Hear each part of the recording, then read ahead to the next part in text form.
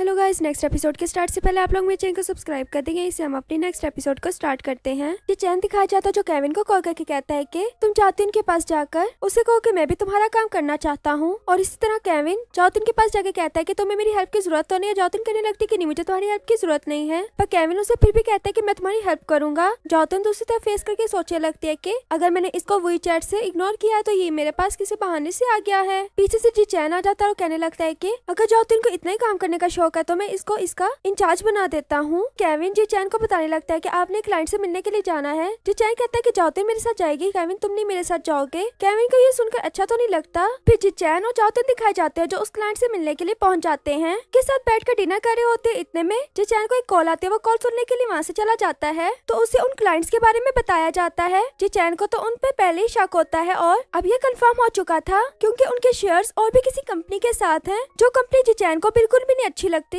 इतने में जब जी चैन भाई पहुंचता है तो देखता है कि जातिन कह रही होती है कि मैंने ड्रिंक करनी और वो उनसे रोक रहे होते हैं। चैन आकर जातिन को पकड़ लेता है और कहने लगता है कि मुझे आप लोगों से कंपनी के बारे में कोई भी बात नहीं करनी। आगे से पूछने लगते हैं कि क्यों, क्या हुआ है। उन्हें सबूत दिखा देता है जिस पर वो चुप हो जाता है। फिर भी उसे कन्विंस करने लगते हैं कि हमने आपकी ही कंपनी के साथ काम करना है। जी चैन उन्हें मना करके जातिन को उठाकर वहाँ से ले जाता है। घर जाकर जब जातिन को बिठाता है तो उसे देखकर कहने लगती है कि क्या तुम मेरे साथ कुछ बुरा करने लगे हो ना, मैं अभी अपनी मॉम को कॉल करके पूछती हूँ। ये सुनकर उसका मोबाइल पकड़ने लगता है पर जातिन उसे अपना मोबाइल पकड़ने पर मारने लगती है। फिर जी चैन उठकर उसे बेड पर लेकर जाता है कि तुम आप सो जाओ और कहते हैं कि मैं यहाँ से जाने लगा हूँ, पर जातिन उसे नहीं जाने देती बल्कि उसको अपने साथ ही लिटा लेती है। और दूसरी तरफ जिनियन दिखाई जाती है जो वापस रेस्टोरेंट में आती है। देखती है कि रेस्टोरेंट तो बंद हो चुका है। ये देखकर जैंगहाओ को मैसेज करती है कि आज रेस्टोरेंट इतनी जल्दी क्यों बंद हो गया है। पर आगे से जब उनकी स्टोरी देखते है कि वो लोग क्लब में पहुंचे हुए हैं तो तब जातिन जो जी चैन को अपनी चूचू कैट ही समझ रही होती है उसे प्यार करने लगते हो। साथ में उसे बताने लगते कि मुझे पता लग गया है कि केविन कौन है। अब जी चैन तो परेशान कि सच में इसको क्या पता लग गया है। वो कहने लगता है कि मैं तुम्हें बताना चाहता था, सॉरी मैंने तुम्हें नहीं बताया। जातिन कहने लगती है कि केविन और उसका बॉस दोनों ही बहुत झूठे हैं। और जब जी चैन केविन का नाम लेता है तो जातिन उसको एक थप्पड़ लगा देती है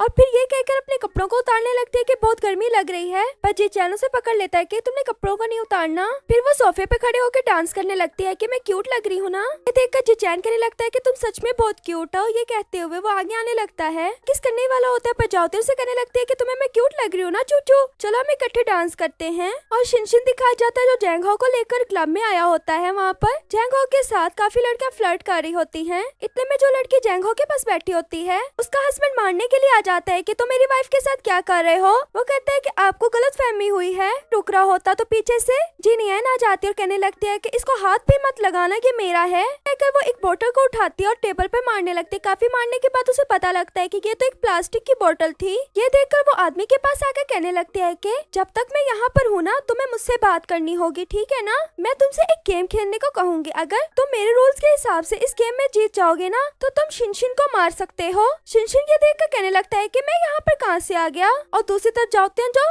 जी चैन को डांस करवा रही होती है। फिर डांस करवाने के बाद बेड पे बैठ जाती है और जी चैन भी उसके साथ बैठा होता है। जाते हैं जी चैन की काफी ज्यादा बुराइयां कर रही होती है कि वो क्रोकोडाइल बहुत बुरा है। ये सब कहते हुए वो जी चैन के कंधे पर ही सो जाती है। फिर जी चैन उसको बेड पे लिटा के वहाँ से चला जाता है। और जैंगहाओ और जिनियन जो दोनों क्लब से बाहर आ चुके थे, जिनियन कहने लगती है कि मुझे नहीं पता था कि तुम इतनी मुसीबत में आ सकते हो। वो कहता है कि शिनशिन ने मुझे यहाँ आने को कहा तो मैंने भी सोचा कि मुझे यहाँ पर आ जाना चाहिए ताकि मैं थोड़ा रिलैक्स हो जाऊं, पर इस बात का तो मुझे भी अंदाजा नहीं था। जिनियन कहने लगती है कि एक लड़की के पीछे तुम पूरी दुनिया को तो नहीं छोड़ सकते ना, तो वैसा ही एक्ट मैं भी तुम्हारे सामने कर लूंगी। जैंगहाओ कहता है कि एक्ट। जिनियन कहने लगती है कि तुम मुझे बस 10 दिन दे दो, मैं तुम्हें गारंटी देती हूँ कि मैं तुम्हें पहले जैसी हालत में ले आऊंगी। फिर जिनियन उसे कहने लगती है कि जैंगहाओ प्लीज ना प्लीज। फिर जैंगहाओ मान जाता है। जातिन की जब सुबह में आंख खुलती है वो होटल में अपने आप को देखकर पहले तो खुद को देखती है और फिर कहने लगती है कि मैं ड्रंक हो चुकी थी, मतलब मेरा और जी चैन के दरमियान क्या हुआ है। फिर जब बाहर आती है तो देखती है कि खाने के सामने एक पेज भी पड़ा हुआ, उस पर लिखा हुआ था कि तुम 8 बजे तक तैयार हो जाना, तुम्हें टैक्सी लेने के लिए आ जाएगी। ये देखकर पहले तो उसे खुद पर गुस्सा आ रहा होता है। फिर जब टाइम को देखती है तो वो तो बहुत कम रह गया था। ये देखकर वो जल्दी से भागती है। जब ऑफिस पहुंचती है तो उसके पास उसकी एक फ्रेंड आ जाती है और आकर कहने लगती है कि तुम दोनों एक ही होटल में रहे हो, तुम दोनों के दरमियान क्या हुआ है। जातिन कहती कि कुछ भी नहीं हुआ। वो कहने लगती है कि तुम चुपचाप मुझे बता दो तुम दोनों के दरमियान क्या हुआ, ऐसा हो ही नहीं सकता, तुम दोनों दोनों इकट्ठे रहो, तुम दोनों के दरमियान कुछ भी ना हो। वहाँ पर केविन आ जाता है, कहने लगता है कि अभी काम का टाइम है, खेलने का टाइम नहीं है। अब कह ही रहा होता है, इतने में चैन अंदर बैठा जाओतिन के मोबाइल पर मैसेज कर देता है कि क्या तुम अभी बिजी हो। जाओतिन मैसेज देखने जा ही रही होती है, केविन जो चैन के पास ऑफिस में चला जाता है और यह देखकर वो जल्दी से अपनी फ्रेंड को बताने लगते है कि मुझे नहीं लगता कि केविन हो सकता है वो लड़का, क्योंकि केविन तो हमारे पास खड़ा था और केविन के हाथ में मोबाइल भी नहीं था। वो दोनों सोचने लगती है कि वो कौन हो सकता है। जाओतिन कहती है कि उसे कैट्स भी नहीं पसंद, वो किसी ऐसे इंसान के लिए काम कर रहा है